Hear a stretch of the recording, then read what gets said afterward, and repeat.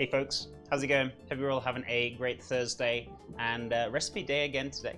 And we got ourselves a delightful low carb cauliflower and broccoli bake to do. So pretty much going to blanch off obviously the florets from the broccoli and the cauliflower. We're also going to make a nice delightful cheese sauce with a low carb. So the only low carb thing in there is the flour. We're also going to add some very delightful cheese in there as well. Probably very similar from yesterday. So we're going to do Gruyere cheese. We've also got some Monterey Jack and also a little smidge of part-skim mozzarella. Also, this is an optional take. So if you're vegetarian, you can have just that, right? But for the optional method, which we're going to do, we've got some thick cut ham. And we've also got some smoked sausage to chop up and put through it as well. Once we've actually blanched the cauliflower and the broccoli, we're actually going to drain them off and then coat them in a little touch of oil and then paprika and then just quickly sear them off and then before we put them into the bacon dish. So, and then we're going to coat them with that beautiful cheese sauce. It's a very simple, easy dish today. Right, let's make a start for today.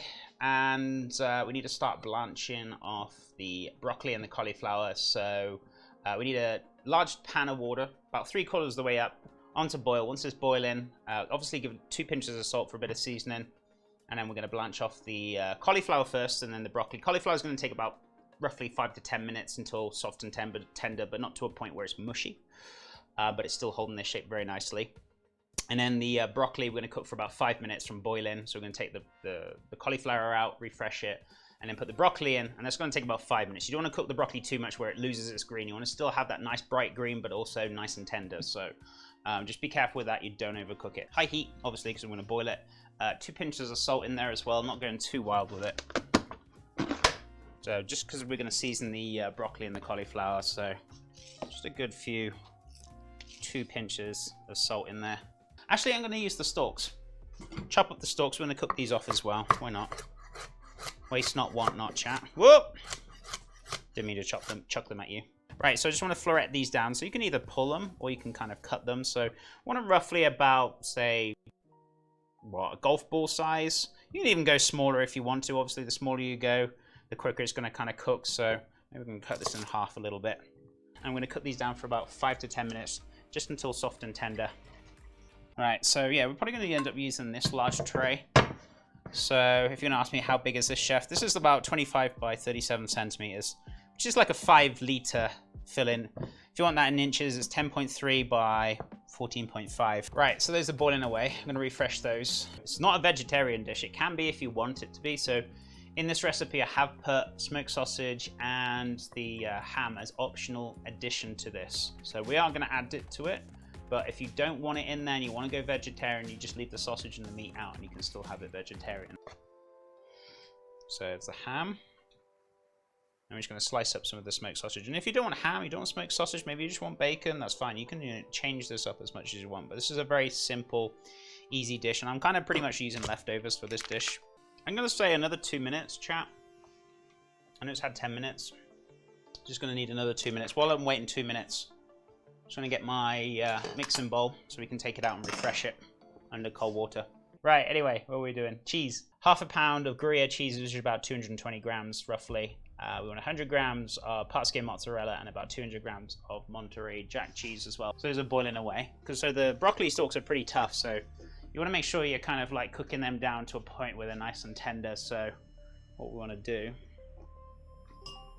just double check. Yeah, need a bit longer, another 5 minutes or so, and then we're going to drop the broccoli in. And the broccoli is going to take about 5 minutes, and then we should be good to go. So they're almost there. Right, cheese is going in the bowl. So the most important thing when it comes to the bechamel sauce is make sure you're cooking out the roux. If you don't cook out that roux, you're going to get a very floury kind of taste to it. So make sure you do cook it out correctly. So I usually do like a minute once you've got the roux built together, cooking it out for about a minute or two, and then we cook it out even further later on. So just make sure you do cook it out. Right, I want about 100 grams of flour. I usually do this by off the top of my head.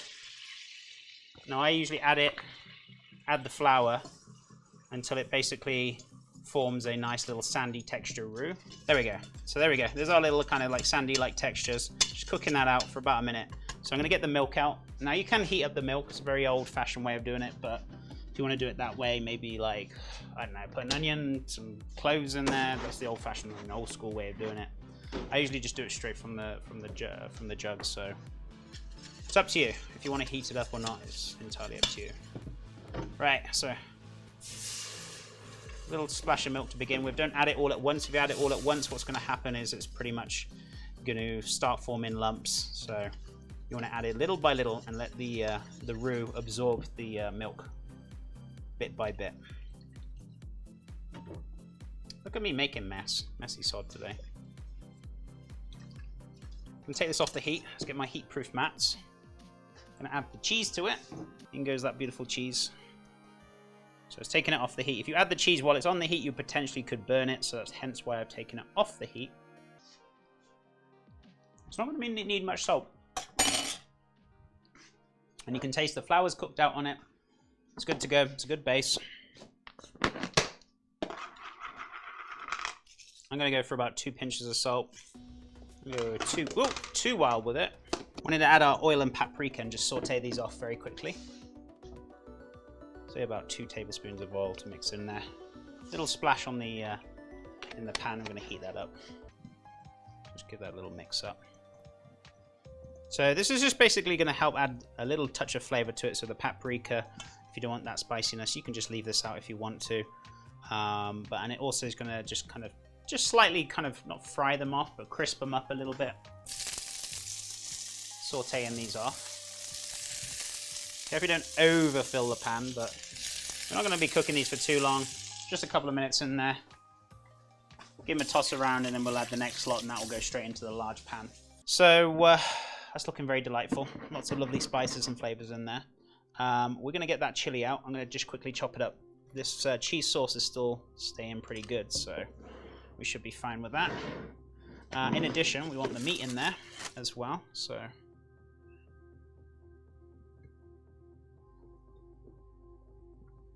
yeah, about 150 to 200 grams of chilies in here. These are fire roasted chilies, so this is from the season, this current season. Not too difficult. Now this is very mild. I tried these yesterday with the torta, the Mexican torta we made. Oh my god, they were so good. This is the best part, chat.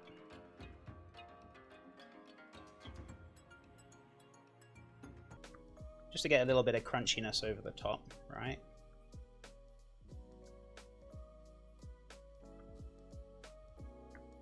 It's ready to go, so it's going to go in the oven. It's going to take about 20-30 minutes, just until golden and crispy on top.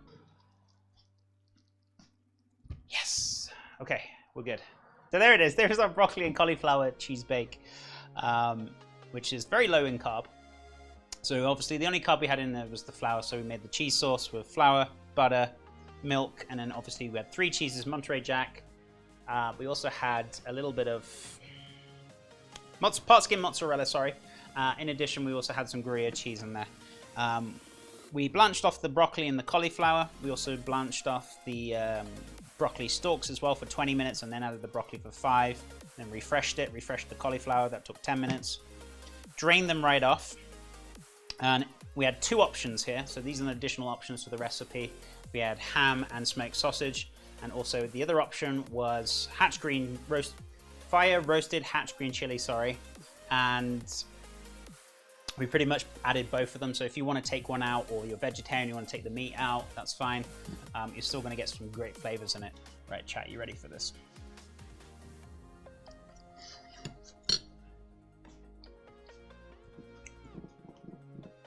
Oh my god.